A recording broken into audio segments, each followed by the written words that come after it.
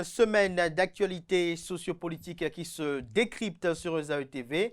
Chers amis internautes, bonjour, bon réveil, bienvenue sur Info Hebdo de ce samedi pour lequel j'ai convié en plateau Agapite Napoléon Maforican qui est consultant médias communication, analyste, chroniqueur politique. Il sera avec un journaliste enseignant, il a pour nom Didier Samson, il a été journaliste à Radio France Inter durant 25 ans. Avec eux, chers amis internautes, on parcourira les sujets qui ont animé les discussions tout au long de cette semaine, notamment la célébration des 35 ans de la Conférence nationale des forces vives de février 1990, laquelle célébration continue de faire couler beaucoup d'encre et de salive. On parlera surtout de l'ambition du Togo à intégrer l'Alliance des États du Sahel. On en fera un décryptage des enjeux politiques qui y concourent et on fera une analyse juxtaposée de la Communauté économique des États de l'Afrique de l'Ouest CEDEAO et de l'AES, l'Alliance des États du Sahel. Avant de retrouver mes invités pour le décryptage, chers amis internautes, je vous invite à suivre cette capsule vidéo qui vante les mérites de l'École supérieure d'administration, d'économie, de journalisme et des métiers de l'audiovisuel ESAE. ESAE qui est présente à Cotonou, à Abomey-Calavi et Parakou.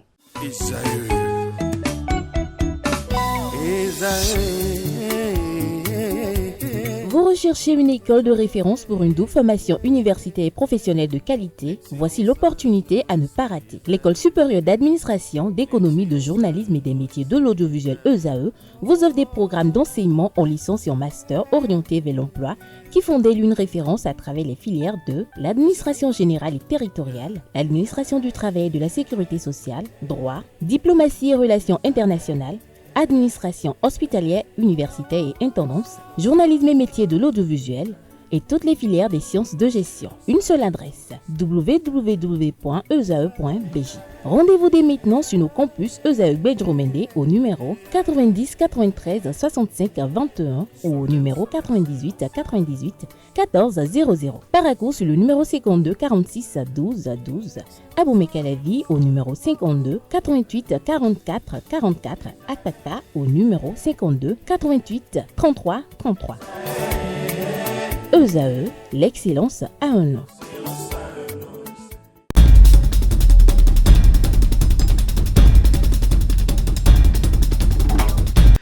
Le décryptage du jour, Didier Samson, bonjour.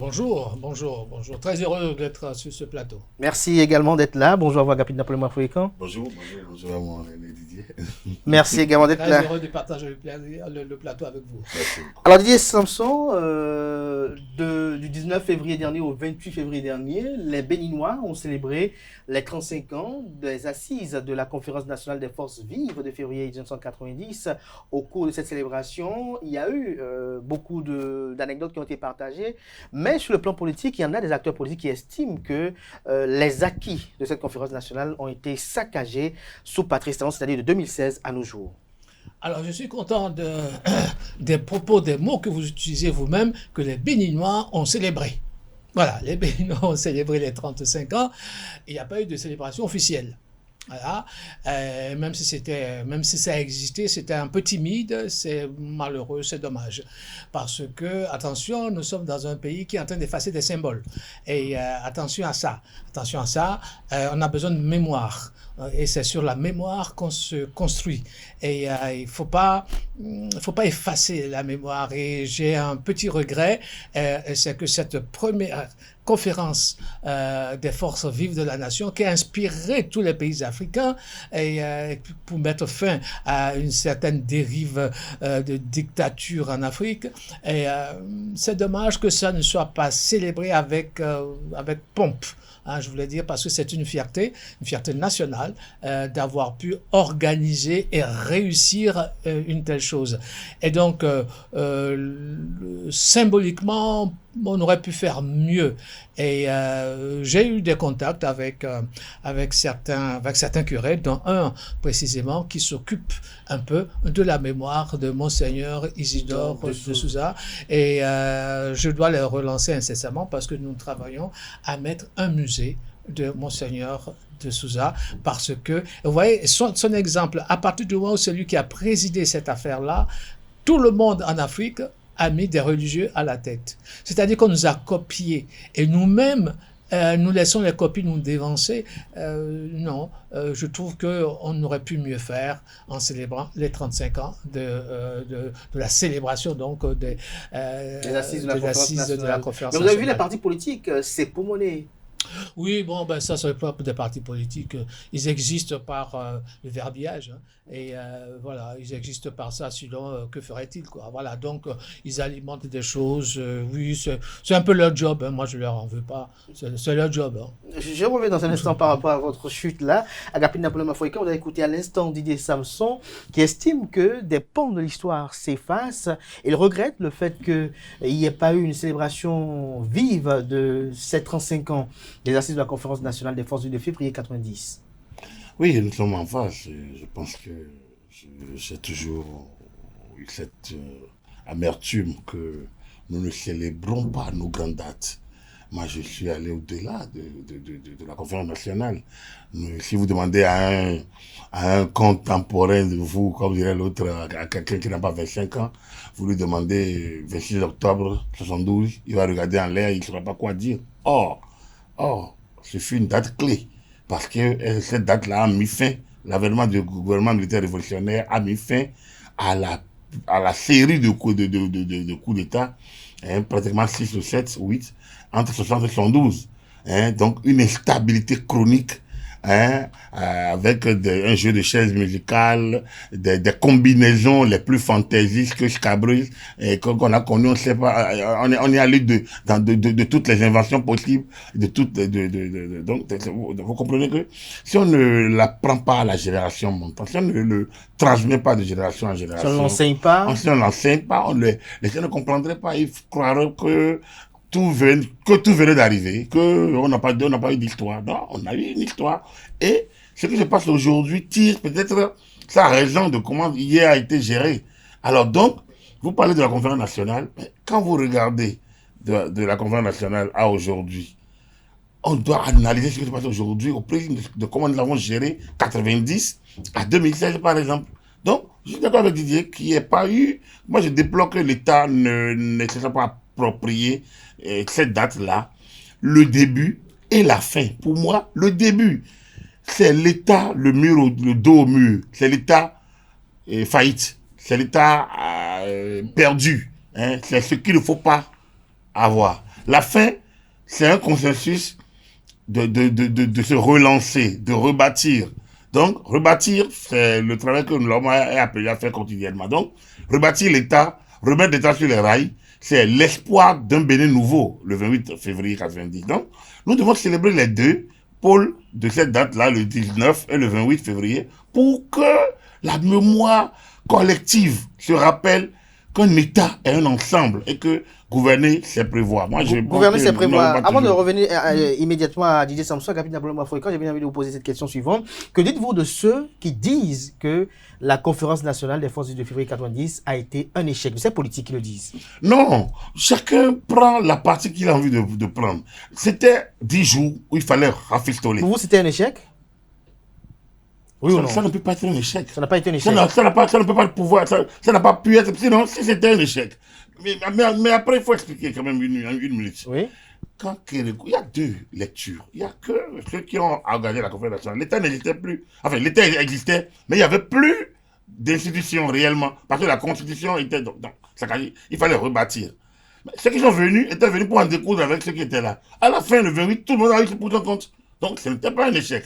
Par contre, l'après-conférence n'a pas été bien gérée. On avait mis en place un certain nombre de choses qui n'avaient pas été bien déclinées. Il aurait fallu avoir le temps de les décliner, de les consolider, de trouver les mots, un peu comme les manuels d'utilisation des médicaments. Donc, on n'a pas pu trouver ces moyens-là, avec ces solutions, si bien qu'on a beaucoup attendu. Mais quand même, on a créé la Cour constitutionnelle au lendemain de la conférence nationale, déjà avec le Haut Conseil de la République, qui est sorti de la conférence nationale, Haut Conseil, Parlement et Cour constitutionnelle de transition. Ça a permis de mettre fin aux remises en cause parce que c'était l'arbitre ultime du jeu. Et 35 ans après, on a toujours notre cours qui est l'arbitre ultime du jeu, qu'on soit d'accord, qu'on soit pas d'accord. l'arbitre est là. Moi, je pense que ce fut une victoire. Ça ne peut pas être un échec. Didier Samson, si on vous pose la question de savoir quel est l'héritage qu'a légué à la vie politique nationale la Conférence nationale des forces vives de février 90? Ça a apporté cette stabilité politique. On a arrêté, comme disait Agapi tout à l'heure, ça a arrêté, mais c'était quasiment un coup d'État par an. Et après, nous étions dans un état faillite. Voilà. Et ça a arrêté tout ça pour relancer. Donc, comme je disais, ça peut pas être un échec. Ça peut pas être un échec. Ça a permis de relancer un pays. Ça a permis de relancer un pays et de repartir quelque chose de nouveau. Maintenant, aujourd'hui, nous avons toujours la Cour constitutionnelle. Aujourd'hui, notre constitution a toujours cours. Hein, il faut dire que une bonne constitution, c'est une constitution qu'on peut aménager, adapter, mais pas changer fondamentalement. Quand on change fondamentalement... Elle a été aménagée en 2019. Oui, oui, mais ça ne veut pas dire qu'on est revenu à zéro. Voilà. Et donc, on réadapte, on réajuste, on fait ci, et puis on continue. Sinon, qu'est-ce qu'on fait? On fait un référendum et puis on change de constitution. Donc, ceux qui triturent les choses dans tous les sens et qui font qui font du jus de cerveau, non, c'est bon. Nous sommes là dans une république qui a ses institutions, respectons-les. Bon, c'est pas parce qu'on a fait des aménagements que ça veut dire que nous avons changé de constitution. La loi fondamentale est restée là. Et Montesquieu disait, le premier magistrat qu'on considère en France, disait l'esprit des lois. L'esprit est là. L'esprit est là. On ne va pas changer tout le temps. Sinon, on appelle ça, sous d'autres cieux, dans d'autres républiques, on appelait ça le coup d'État permanent. Bon, donc là, on n'est pas dans un coup d'État permanent. On est dans des institutions durables. Donc, les acquis de cette conférence nationale, mais c'est ça. Il y a eu, avril 2016, il y a eu la suite jusqu'à la réélection de Talon parce qu'il y a eu la conférence nationale. Bien sûr. Et parlant de conférence nationale, ce qu'on en retient de façon sommaire et expéditive, c'est quand même le multipartisme intégral, les questions de liberté, notamment les valeurs démocratiques. Alors, Patrice Talon, depuis 2016, a effectué une réforme du système partisan. Il a eu également, a effectué aussi d'autres réformes dans divers secteurs qui amènent les acteurs politiques de l'opposition à dire que les libertés sont bâillonnées sous son régime et que la démocratie est en souffrance. Oui, alors une fois encore, c'est le rôle du parti politique et de l'opposition de s'opposer.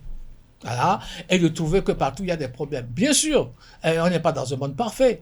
On n'est pas dans un monde parfait. Donc, les partis politiques jouent leur jeu, leur rôle. Ce n'est pas bien, rien n'est parfait, donc ils vont trouver tout. Alors, dès l'instant, par exemple, qu'on a fermé un journal, qu'on a fermé une télé, c'est du pain béni pour eux. Ils sautent sur l'occasion pour dire, voyez, je vous avais dit, il y a ça. Le système partisan a été réorganisé. Bon, c'est un peu monocolore. Ils ont raison. Vous avez parlé un peu des partis politiques, vous estimez qu'ils n'en ressemblent pas des partis politiques? Les démocrates existent, hein. Personne ne les empêche. Et ils existent. Donc, ils sont dans leur rôle de contester. À eux de convaincre suffisamment pour aller aux élections, etc. Faisons le jeu pour une fois. Faisons le jeu de la démocratie. Ça ne s'impose, ça ne se décrète pas. Hein. Ça se construit. La démocratie est un jeu. C'est un jeu. C'est un jeu. Et ça se construit d'année en année, d'année en année. Là, on a un système partisan, un bipartisme qui a confisqué un peu le pouvoir. Mais ces choses ne sont pas coulées dans le béton. Hein. Ça va évoluer. Les démocrates existent. Faites de bons discours. Faites de bonnes analyses, investissez le peuple, intéressez. C'est le foisonnement, c'est un jeu. Continuons le jeu et ne nous tuons pas sur des banalités. C'est un jeu. Participons au jeu. Il ne faut pas se mettre en dehors du jeu, le critiquer. Hein. Il faut participer. Il faut participer. Rapidement, quand même question à votre endroit également. Que répondez-vous à ceux qui disent que la démocratie n'a pas été du tout belle sous Patrice Talon? Je répéterai, c'est la même chose. C'est-à-dire, il n'y a pas quelque chose qu'on appelle la démocratie qui est statique. C'est une dynamique. Hein, la démocratie, elle est dynamique, elle se bâtit, elle se construit. Je m'amuse à dire, mais la Constitution française de 1958, qui a créé la 5e République, tout le monde sait dans quelles conditions la 5e République française a été créée. Et que cette Constitution de 1958, c'est une constitution taillée pour Charles de Gaulle, par son groupe. rebâti en 62 parce qu'il avait envie d'exister, élu au suffrage universel direct. Mais aujourd'hui, hein, pratiquement 70 ans après, quand vous regardez cette constitution, c'est pas la même. Ouais, pourtant, c'est la constitution de 58.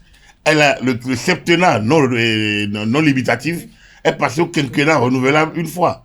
Donc, vous regardez, rien que ça. Avant, c'était un septennat non limitatif. Donc, c'est 7 ans renouvelable.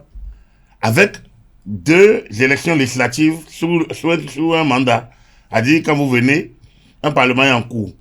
Entre-temps, son mandat, je pense que le parlement, c'est 5 ans, alors que le mandat, c'est 7 ans. Sous Chirac, la classe politique s'est entendue pour remettre.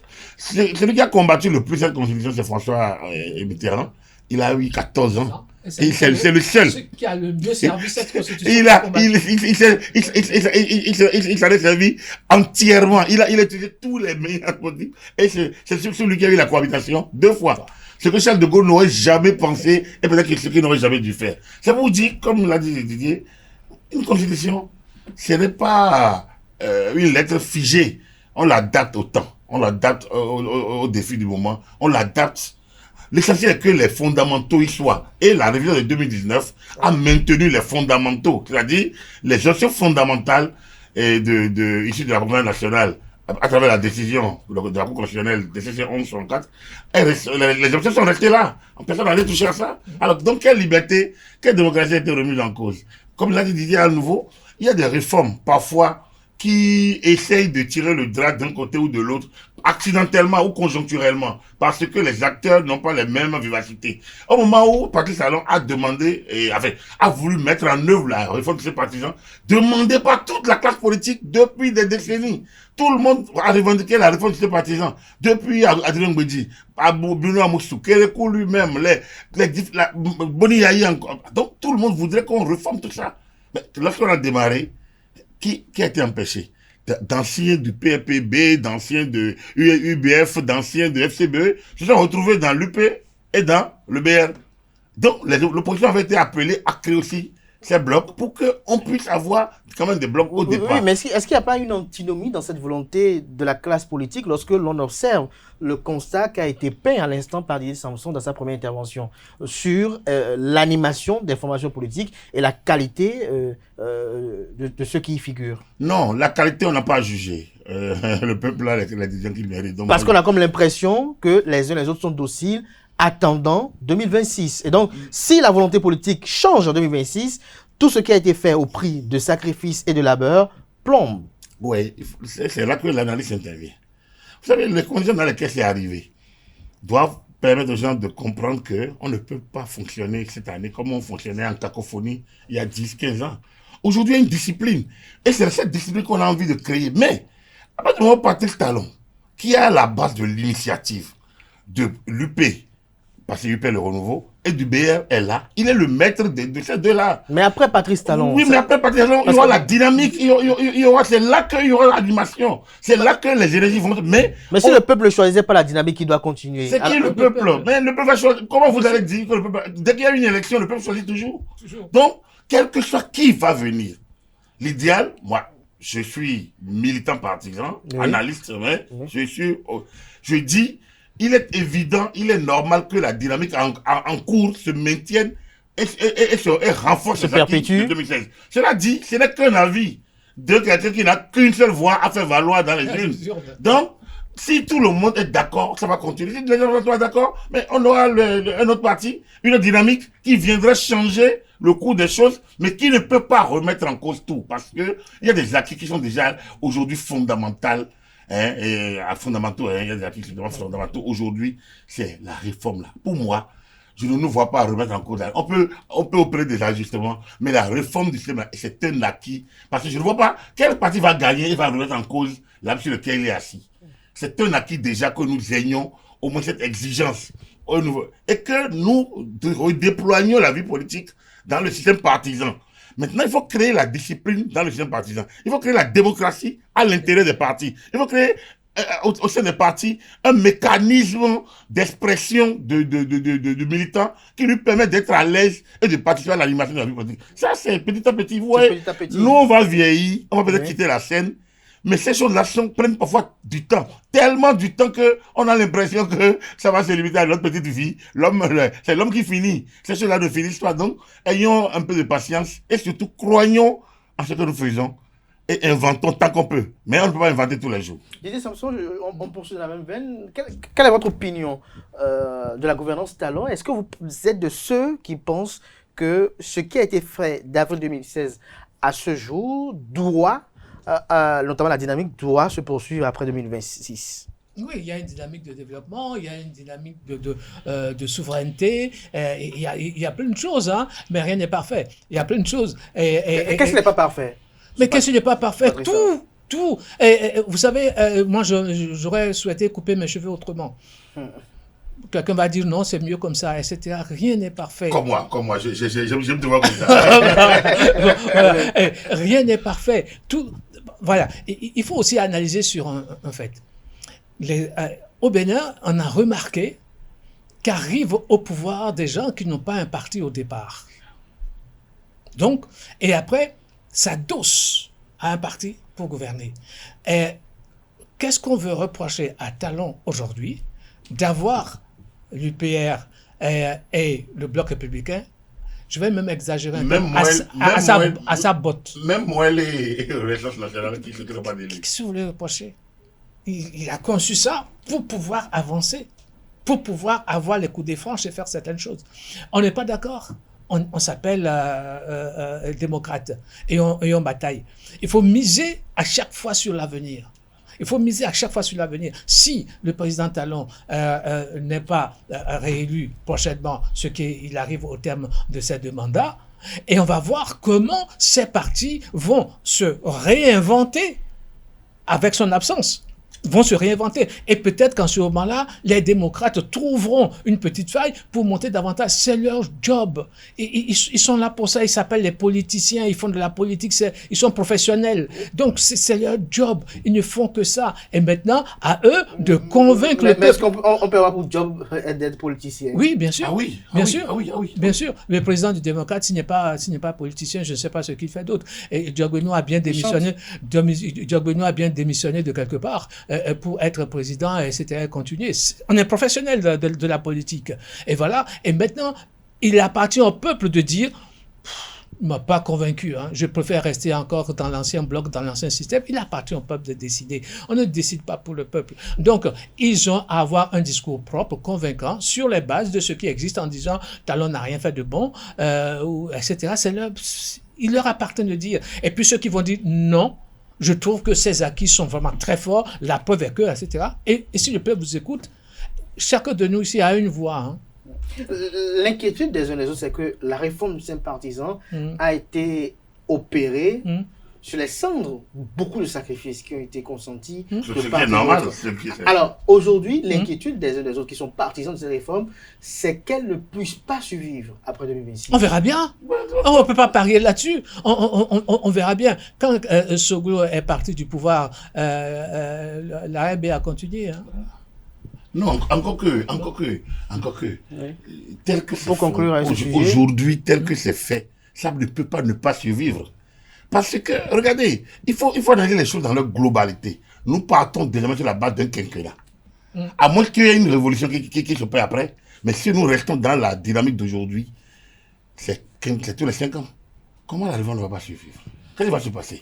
Nous allons à une élection, on retouchera aux élections. Qu'est-ce que la révolution va s'opérer au Parlement pour que nous ayons encore 50 partis qui vont... C'est pas évident. Cela dit, on n'aura pas de partis aussi disciplinés, disons, alignés derrière le chef de l'État, comme nous avons l'UP, le Renouveau, le BR, les MOEL et Renaissance. Non. Lorsqu'on aura un nouveau président, les 4 vont se redéployer au sein de la majorité présidentielle, compte tenu de l'offre de nouveau président. Et vous allez voir peut-être que même les démocrates, même FCBE d'ailleurs, FCBE est en approche. Même, ils peuvent avoir un chamboulement. Vous pouvez trouver BR dans l'opposition et les démocrates en majorité présidentielle. Donc, rien n'est figé, mais la réforme est un acquis, à mon humble avis. Elle peut être réaménagée, de petits réglages, mais pour moi, c'est déjà un acquis et il faut déjà qu'on se félicite. Oui. La réforme est un acquis, Didier Samson, pour conclure. Ah oui, la réforme certaine acquis, on ne peut pas faire comme si ça n'a pas existé. Hein. Et non, ça a existé. Et maintenant, en bien ou en mal, Voilà. en bien ou en mal, on sait désormais comment on va évoluer. On sait désormais que voici ce qu'il ne faut pas faire, parce que rien n'est parfait. Voici ce qu'il ne faut pas faire, voici ce qu'il faut faire. Et maintenant, comme il disait Agapit, c'est on va rebattre les cartes. Hein. On va redistribuer les cartes et on va voir. Et puis, chacun n'a qu'une voix. Essayez de convaincre les gens que c'est vous qui avez raison. C'est le jeu. C'est clair. Alors, je reste avec vous, Didier Samson, pour passer à l'autre sujet qui nous réunit ce matin. Oui. Cette ambition du Togo d'intégrer le land des États du Sahel, comment vous décryptez la démarche, Alors, l'ambition? je vais prendre quelques exemples. C'est comme le Maroc qui veut intégrer la CEDEAO. C'est-à-dire, il faut revoir un peu votre géographie. Et puis, depuis avant-hier, vous avez le Canada qui manifeste, qui menace de rentrer dans l'Union européenne. Ben, c'est très bien, c'est très facteur. Donc, le Togo, qui n'est pas un pays sahélien, qui n'a même pas une partie en Sahel, dit qu'il veut rentrer dans l'AES, l'Alliance des États du Sahel. Bon, les putschistes au pouvoir. Et c'est très bien. Je veux vous dire qu'on veut rentrer dedans, c'est tout bénéf. C'est tout bénéfice pour les pays du Sahel qui disent, vous voyez, d'autres s'intéressent à nous, etc., etc., malgré le fait qu'ils aient pris le pouvoir par les armes. Et je continue de dire, ce n'est pas parce qu'on a une Kalachnikov ou bien un pistolet au poing qu'on est plus intelligent que celui qui a un stylo. Voilà. Et ceux qui tiennent leur légitimité de la brutalité, moi, je n'ai aucune confiance en ces gens-là. Aucune.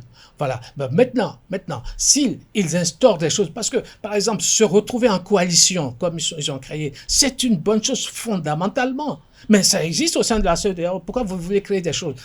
Le Conseil de l'Entente, vous savez, on en est où aujourd'hui? L'OCAM, on en est où aujourd'hui?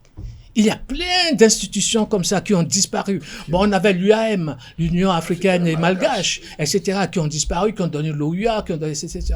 Mais je vous donne juste cet exemple de les pays de l'ADRAO. Vous savez ce que c'est, l'ADRAO? C'est ceux qui s'occupent de l'hydraulique et puis pour le riz sur toute la côte de l'Afrique, de la Sierra Leone jusqu'ici. On en est où de ça? Rien du tout. C'est-à-dire que ce n'est pas en multipliant des institutions sous prétexte qu'on se rassemble pour être plus fort. Oui, mais se rassembler pour être plus fort. Vous avez la CEDEAO, faites-le vivre. C'est vrai que la CEDEAO s'est politisée à un moment et a perdu un peu ses objectifs. Mais est-ce que ces institutions-là ne se créent pas au gré des accointances incestueuses des dirigeants du moment? Oui, mais c'est ça qui est dangereux. C'est-à-dire que quand alors, vous jouez un match de football, l'arbitre ici fait contre vous et puis vous dites, bon, ben, il faut aller revoir la FIFA pour qu'on nous refasse les règlements. Non, les règlements sont là. Bon, vous participez à quelque chose. Et puis ce quelque chose ne vous intéresse plus, vous renversez la table et puis vous partez. La CEDEAO dit, il ne faut pas de coup d'État. Vous avez fait les coups d'État, on dit comment vous sanctionner. Et puis après, chemin faisant, on dit on rétropédale et on va revoir un peu les choses. Et puis là, vous êtes arc-bouté sur vos principes et parce que vous avez réussi à inciter quelques velléités nationalistes, des gens qui agitent des drapeaux, ils ne savent même pas d'où c'est et qui hurlent dans les rues, ils ne savent pas ce que c'est, etc. Bon, et puis ça fait plaisir, le président sort et fait comme ça. Bon, ça va 2 secondes, quoi. Bon, fondamentalement. Et vous avez derrière ça des réels problèmes. Le tout n'est pas de se dire, on a AES, on va se coaliser, et on va mutualiser, et on va faire la guerre à tous ceux qui veulent tuer nos pays. Très bien, les djihadistes et autres terroristes continuent et on va battre monnaie. C'est comme ça qu'on bat monnaie? Parce qu'on a fait une réserve d'or? Non, on ne bat pas monnaie comme ça parce qu'il va bien falloir donner à un moment ou à un autre, il va falloir donner le niveau de ce que vaut votre argent, etc. C'est trop compliqué. Et puis ça excite le petit peuple qui dit, ouais, voilà, on va avoir notre monnaie. Avoir sa monnaie ne veut pas dire qu'on est riche. Bon, bref. La Guinée aurait été riche depuis longtemps. Le pays le plus riche de notre sous-région. Bauxite, diamant, or, ils ont tout. Et pourtant, un euro vaut 7000 nouveaux francs guinéens. 7000. Bon, c'est la folie. Et c'est le vrai niveau. C'est le vrai niveau, ça. Donc, il faut pas exciter les gens avec certains activistes qui hurlent à tout va. Il faut arrêter ça. Maintenant, le Togo, pour revenir à votre question principalement, le Togo qui dit « je veux entrer dedans », c'est tout simplement parce que, là aussi, il faut exciter les petites velléités nationalistes pour dire « vous voyez, je vais rejoindre ceux-là parce que nous allons défendre notre indépendance ». Il faut pas oublier que nous sommes au Togo dans une république héréditaire. Hein, c'est papa président, donc je deviens président et mon fils va devenir président, etc. C'est la coalition Eyadema au pouvoir. Bon, et donc lui, il tient sa légitimité de quoi? De la brutalité. Il faut dire la chose simplement. Donc il ressemble davantage à un régime du Sahel, de l'AES, qu'au Bénin ou au Nigeria. Il ressemble davantage à ceux-là. Donc lui aussi va rentrer dans cette dynamique-là. Je veux aller avec eux. Que bien t'en fasses. Mais enfin, ça va apporter quoi? Ça va apporter quoi de rentrer dedans? Sauf à créer encore de petits groupes.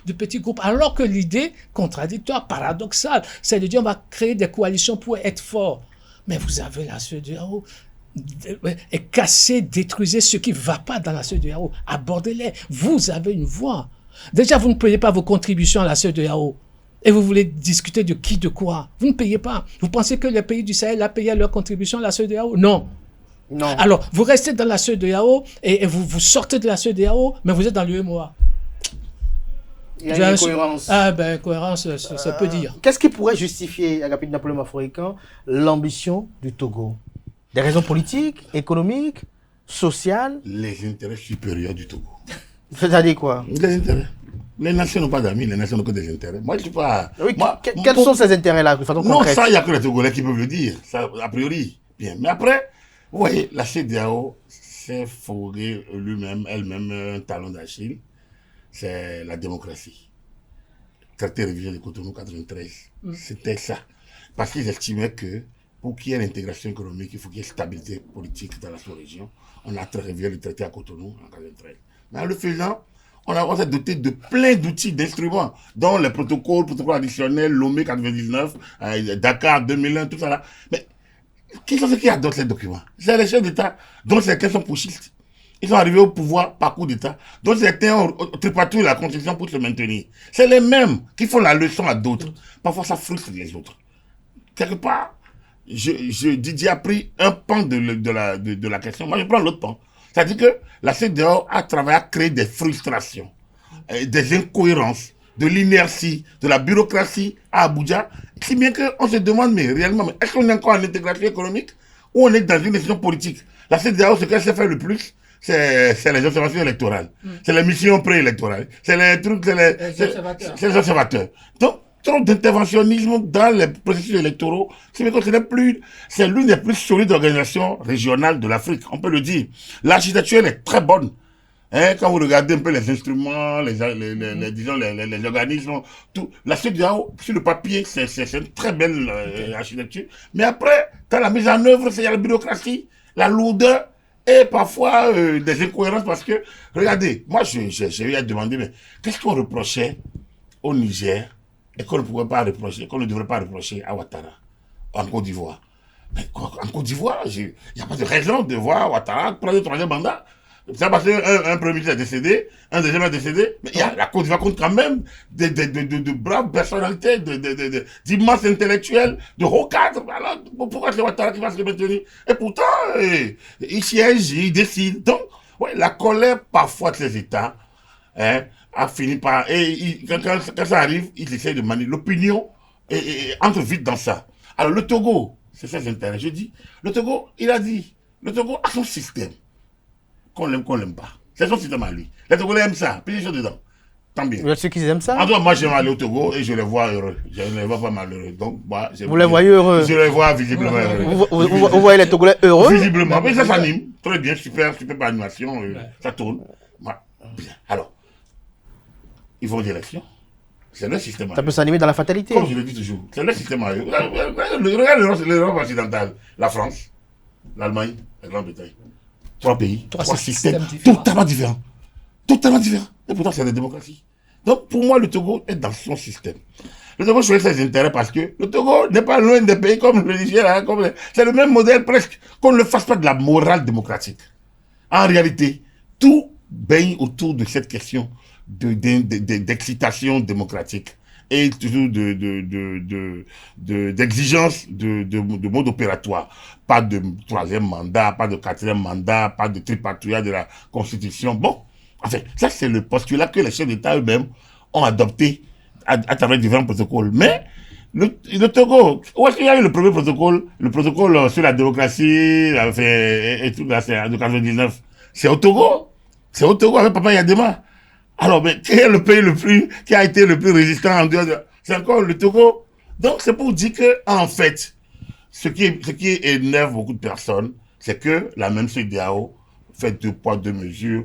Le Nigeria très fort peut aller au Libéria, on peut aller en Gambie, mais bon, avec les Comores. Avec les Comores, oui, on peut aller en Gambie pour déloger Yaya Jammeh, bon, affaibli et autres, mais on ne peut pas faire la même chose quand Ouattara se maintient au pouvoir. Donc tout ça dérange les gens. Mais il faudrait que la CEDEAO, moi je trouve que l'AES est une chance pour la CEDEAO.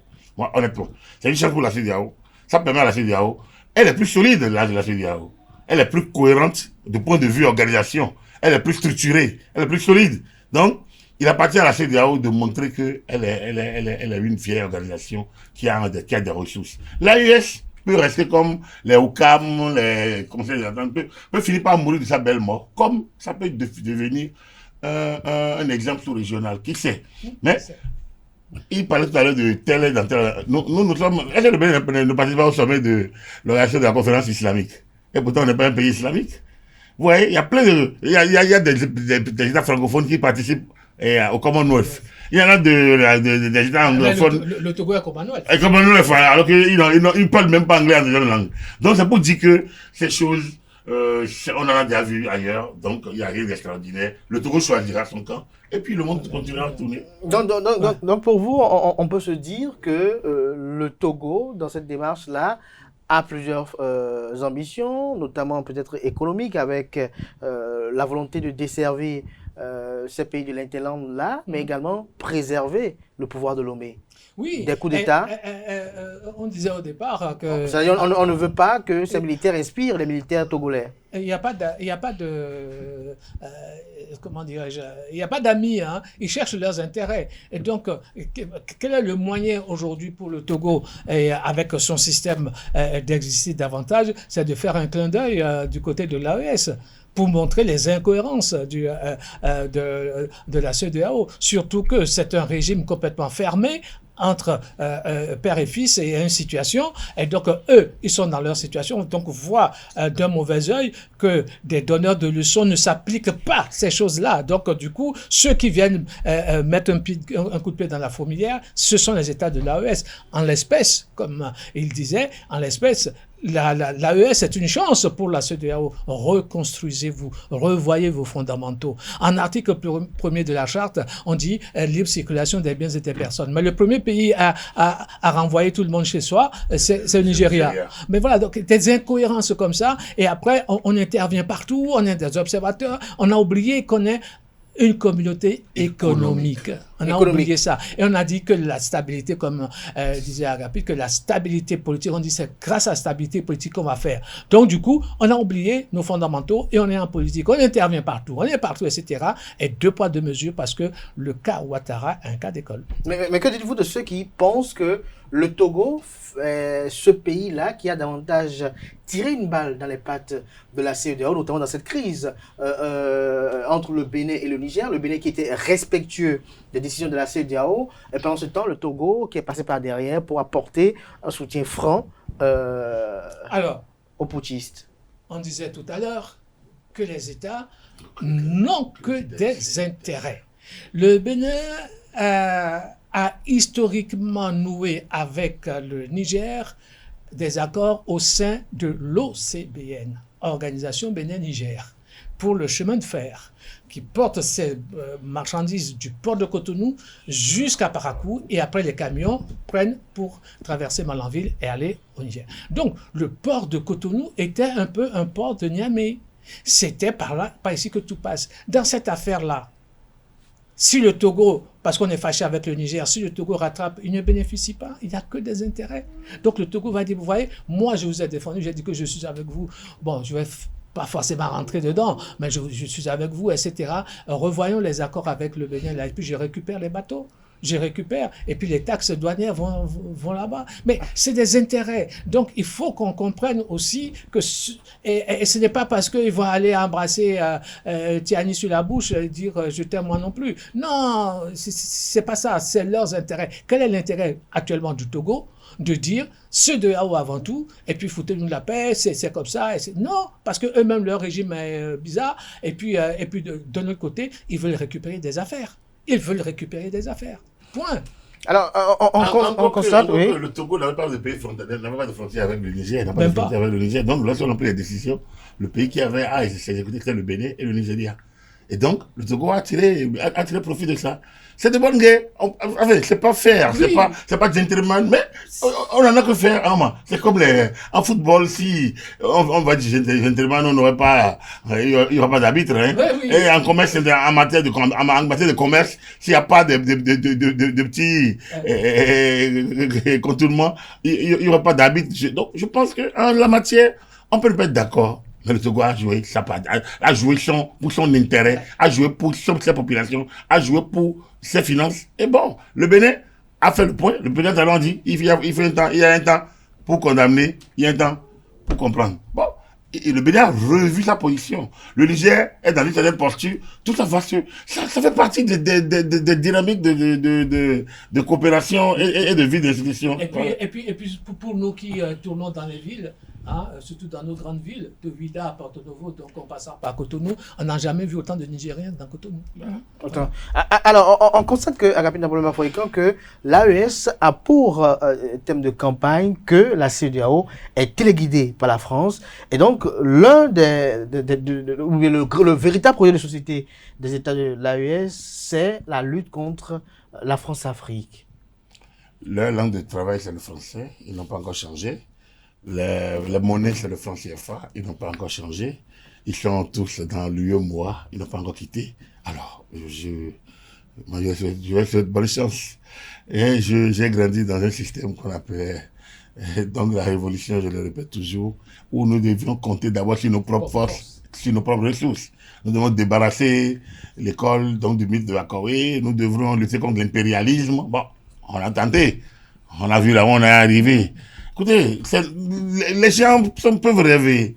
Ils ont des idéaux. Moi, je continue de dire, la France ne dérange personne si un État qui est indépendant depuis 60, depuis 65, depuis 58, n'arrive pas à se prendre en charge, c'est pas à la France qu'il faut s'en prendre.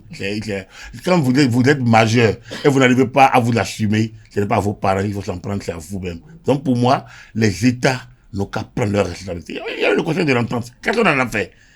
Le Conseil de l'Entente, c'est dans l'UEMOA. C'est le pays de l'AES, là, sauf moi le Mali. Dans le Conseil de l'Entente, c'est le Bénin, le Burkina, et la Côte d'Ivoire, et le Niger. Après, le Togo est rentré dedans. Donc, ça fait 5 pays. Mais on en a fait quoi réellement? Bon, on a eu un passeport, ou bien on avait la tranche régionale entente.